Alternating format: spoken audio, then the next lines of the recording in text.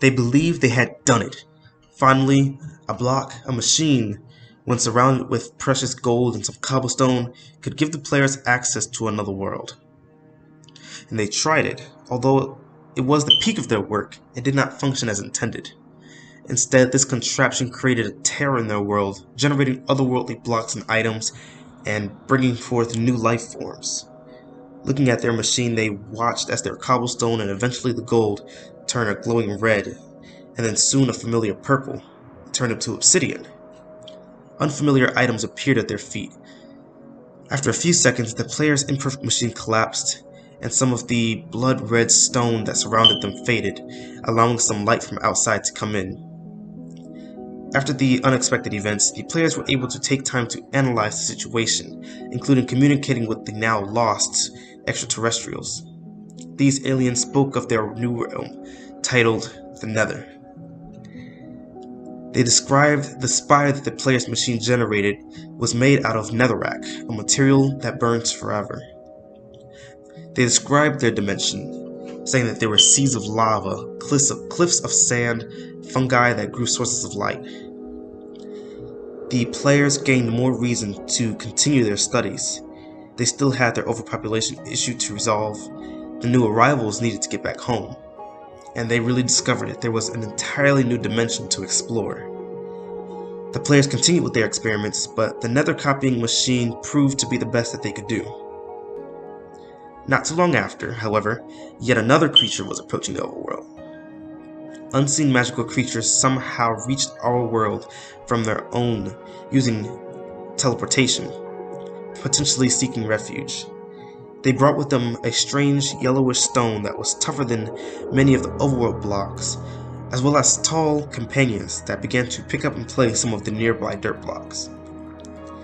The leaders of this new group glistened with golden rods, smoke and flame emitting from them. These tall and powerful creatures confronted the overseeing players of, to them, a new realm about relocating. However, this was met with two disappointments.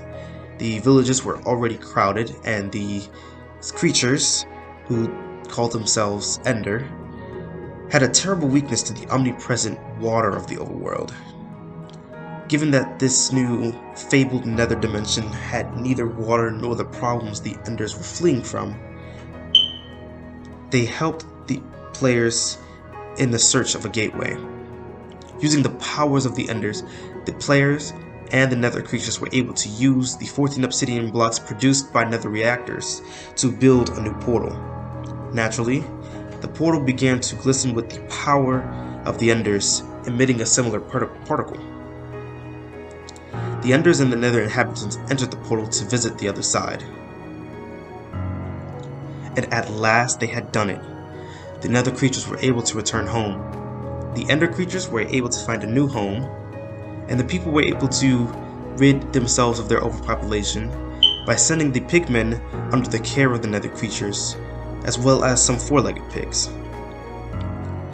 Although this new dimension definitely needed to be explored by the players, I believe that they waited some time before going there, as they needed to recuperate their own villages in preparation. After some time passed, the players re-entered the portals with amazement. The Nether had been completely ruled by the pig species. However, it seemed that it was not the same pig people that first went into the Nether. As they were being led by the original Nether inhabitants, this new warrior race of barterers followed in their worship of gold as they moved around large structures of black stone.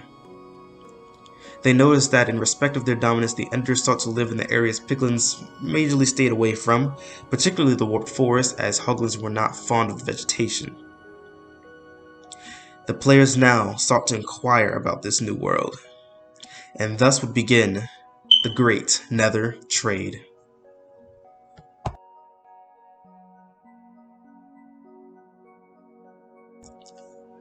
So this episode of Minecraft Lore Theory definitely covers a lot. First, I do think it is very likely that ancient players may have used the Nether Reactor core in order to first start interacting with the Nether. I think that given the way the nether portals or the ruin portals generate in the overworld, there's really no reason for there to be netherrack in the overworld from the portal. It doesn't really work that way. But it does happen that way with the nether reactor cores, if you're an old-timer Minecraft boomer and remember building one of those. It would generate netherrack into the overworld, and I think that once they were able to build regular portals, they would simply place them in the same areas.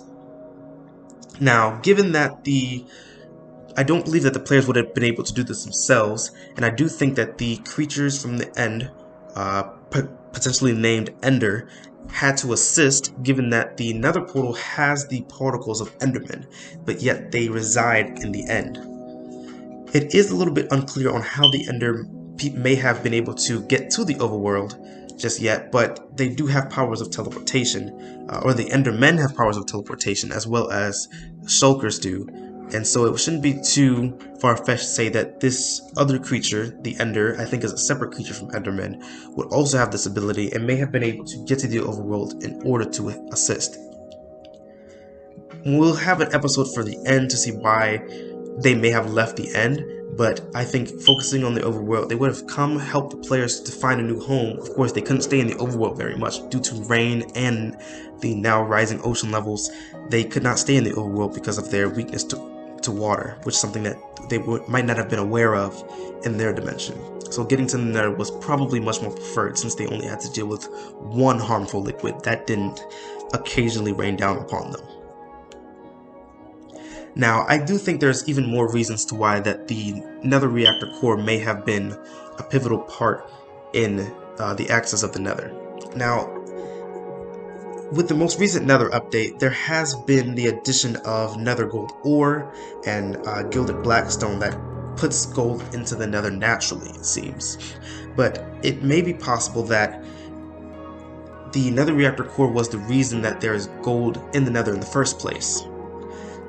Look at it this way: if the nether reactor core creates a tear in the overworld, it places nether things in the overworld, I think it may have done the same thing in the nether. I think that the machine, as the machine turned into obsidian, the machine itself went into the nether, and nether creatures there, seeing some magical machine kind of just pop with cobblestone and gold, would be incredible. Now, of course, they would notice that the cobblestone would function exactly the same way as blackstone, but this new gold thing would be something worth worshipping. This was a magical thing that came out of nowhere, and they would have known, and they would see that it would have also been taking some of their creatures out of the nether.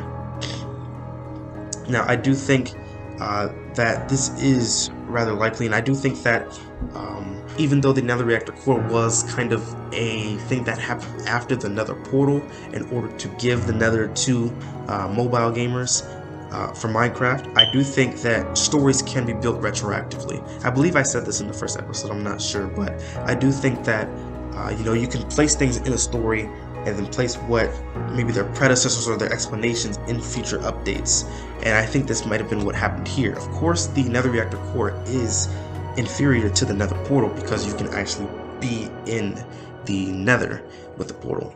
And so I think that the nether reactor core may have come first, and this is natural since it's made given only overworld substances.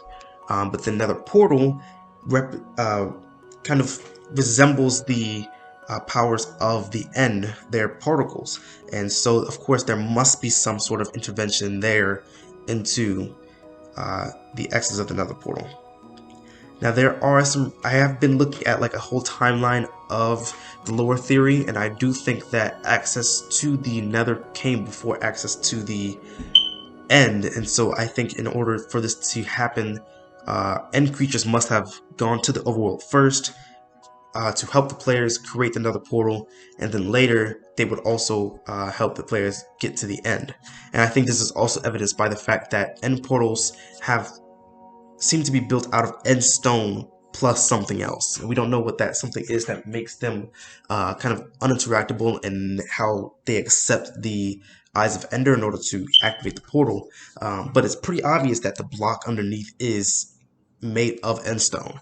And the only way for that would be the case if someone from the end brought Endstone to the overworld first and then built the portal to get back to the end. But we'll get into all of that in future episodes. But I do think that this is the way that this may have happened in some way.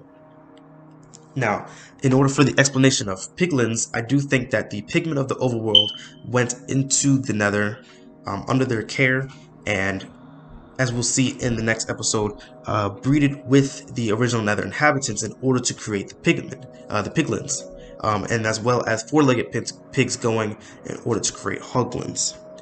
I think this is rather interesting. Of course, we'll go into reasoning into the next episode, but I think it's pretty obvious for a couple of reasons, given that piglins don't really belong in any dimension. If they go outside of the nether, they become zombified, but in the nether, they're not like any other nether creature that is resistant to fire. I think this is also a property similar to gas, how they are resistant to fire, but they are also hurt by their own fireball, which is a very interesting thing. And I did say in the last episode that I do believe ghasts are indeed part of the overworld originally, and they'll be moved to the nether, as we'll see in a future episode. But you know, outside of ghast, piglins are the only thing that lives in the nether but doesn't have complete resistance to fire, with the exception of skeletons. But I think skeletons and wither skeletons, we have another episode, we'll get into all of that. But essentially, piglins, I think, are this mixture of the pigmen of the overworld and another creature that kind of looks slightly different, but is kind of ancestor of both hoglins and piglins. And they were able to kind of mismatch themselves in order to create something new. Piglin's ability to not only wear armor and fight, but also to barter, resembles what the original idea for villagers were meant to be. I believe we did cover this in the last episode as well, but as I stated there, pigmen were the original inhabitants of villages. They were meant to be armored, and trading was meant to be with throwing things on the ground, and they would pick it up and throw something back, which is the way it works with piglins now. The only thing is, they live in the nether and they can no longer live in the overworld, meaning that they're not the exact same creature. And I believe that comes from mixing with nether creatures, and this kind of improper mixture is what makes them kind of misfits for every dimension. They no longer exist in the overworld because a part of them is another creature, but they don't have resistance to fire because a part of them is an overworld creature. And I again, we'll get into this. We'll definitely recover this in the next episode. But I do think that piglins at this point, or pigmen at this point, would have moved from the overworld into the nether, which is why there is no more pigmen in the overworld. It was simple that the players simply stuck with the villagers instead, and the pigmen were just simply more of use to them, so the nether creatures were able to go into the nether with extra help and perhaps manipulate their world more efficiently. In addition, whenever I look at a bastion, particularly the one that shows the resemblance of a piglin, it really doesn't look like a piglin to me.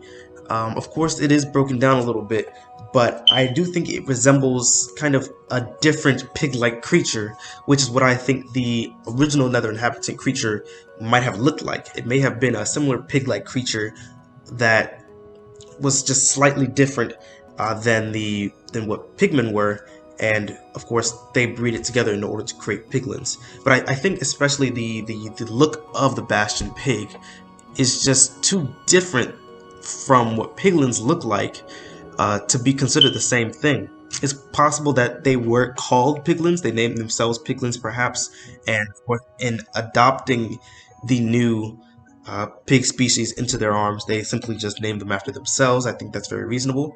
But I do think that there is definitely two nether pig creatures at this point, and then they became piglins and hoglins over time through their breeding, and of course a lot of them were eliminated due to fighting the wither, as we'll see when we get to that great and tragic day. With that being said, Minecrafters, please let me know what you think about everything in the comments. It's not always easy for me to explain everything over video. I do like having more discussion types, so please, I would love to hear your thoughts. Please challenge something, ask for an explanation, and I definitely be more than glad to explain everything or go back and forth on what may have happened at this point in time. And I'm definitely excited to continue the story of the Minecraft lore and potentially what went into the world of Minecraft and creating what it is today, of why the Minecraft world exists the way it is. When we load up a world, why is it the way it is? Because it's obvious that the Minecraft world is a very, very old one. How there is just so much that has happened before we, the player, have gone into this world and tried to figure out what happens. So definitely let me know. With that being said, Minecrafters, you know the rules. Don't be a Fortnite fool, Hytale hypocrite, or Roblox reject. Always be a theorizing Minecraft master. Stay blocky.